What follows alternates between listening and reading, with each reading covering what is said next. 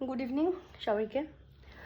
আমি মোটামুটি একটা কয়েকদিন যাবত দেখছি যে একটা টপিক যেটা নিয়ে খুব আলোচনা হচ্ছে, তো সেটাতেই একটু কথা বলবো বলেই আবার মনে হলো যে একটু বলা উচিত। আমি জানি না আমি ভুল ঠিক, হয়তো আমাদের জেনারেশনটাই সবাই এরকম বলবে বা অনেকে নাও বলতে পারে, বা বা আমি হতে পারি ভুল বলতে পারি।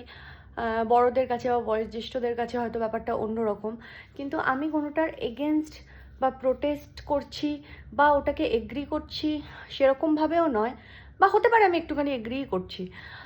হয়তো ওরকমভাবেও চুমুটা না খেলেও হতো, বা মেট্রো স্টেশন, আমি জানি না ওরা কেন করেছে, ওরা এটা আন্দোলনের জন্য করেছে বা ভাইরাল হওয়ার জন্য করেছে বা কেন করেছে আমি জানি না এটা। কিন্তু আমার এটা কোয়েশ্চেন থাকবে সবসময়ের জন্য যে অবশ্যই প্রকাশ্যে যদি চুমু খায় তাহলে সবার কাছে প্রবলেম হচ্ছে, মানে সবার কাছে না, মানে অনেকের কাছেই প্রবলেম হচ্ছে। তো যখন রেপ হচ্ছে বা কিছু হচ্ছে তখন এই প্রবলেমটা কোথায় যাচ্ছে? অ্যাটলিস্ট আমার তো মনে হয় যে রেপের থেকে বা রেপ যারা করছে তাদের থেকে তো অনেক ভালো।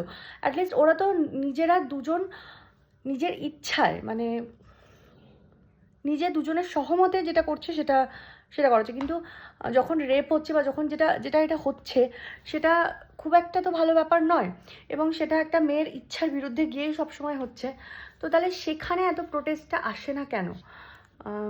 সেটা আমার খুব বড় একটা প্রশ্ন, যে সেখানে কেন আমরা সেভাবেও প্রোটেস্ট করে উঠতে পারি না, বা সেটা নিয়েও আমরা সেরকমভাবেও কথা বলি না, বা কথা বলতে গেলেও ভয় পাই। যেমন এই আরজি করের ব্যাপারটা নিয়ে অনেক সময় তখন অনেকের মধ্যেই ভয় কাজ করেছে, যদিও সেই টাইমটা আমি খুব ঘেঁটেছিলাম, তাই আমি ওটা নিয়ে খুব খুব মতামত প্রকাশ, খারাপ তো অবশ্যই লেগেছে, প্রচণ্ড খারাপ ব্যাপার, এবং মানে আমি তো ভাবলেই শিউরে উঠেছি। কিন্তু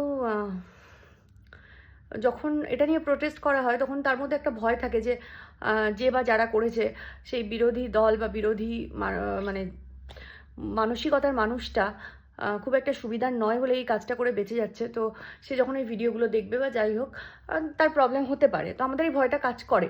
তো তাহলে এই যে যারা চুমুটা খেয়েছে তাদেরকে নিয়ে এত মন্তব্য, প্রথমত তাদের ইচ্ছা, তারা করেছে, যাই হোক সেটা নিয়ে অবশ্যই পাবলিকলি করেছে তাই পাবলিক কথা বলছে। আমার প্রশ্ন হচ্ছে, যখন রেপ হয় বা যখন একটা মেয়েকে হেনস্থা করা হয় তখন কেন এত কথা বলা হয় না? এটা আমার প্রশ্ন। অবশ্যই যদি কেউ রেপ করে তারপরে আমরা কি দেখি, কিছুদিন গেল তারপরে ব্যাপারটা থিতিয়ে গেল, কিন্তু কেন এরকমটা হয় সেটাও প্রোটেস্ট হওয়া উচিত, এবং সেটারও একটা এন্ড আসা উচিত, যেটা হয় না বলেই মনে হয় আমাদের এত রেপ বেড়ে চলেছে। তো আমার সেই জায়গা থেকে মনে হয়েছে যে রেপের থেকে অ্যাটলিস্ট লাখ লাখ লাখ গুণ ভালো যারা দুজন দুজনের সহমতে এক জায়গায় দাঁড়িয়ে চুমু খেয়েছে। আমি এটা ঠিক ভুল, এগেনস্ট, সাপোর্ট, এটার কোনোটার মধ্যেই আমি যাব না।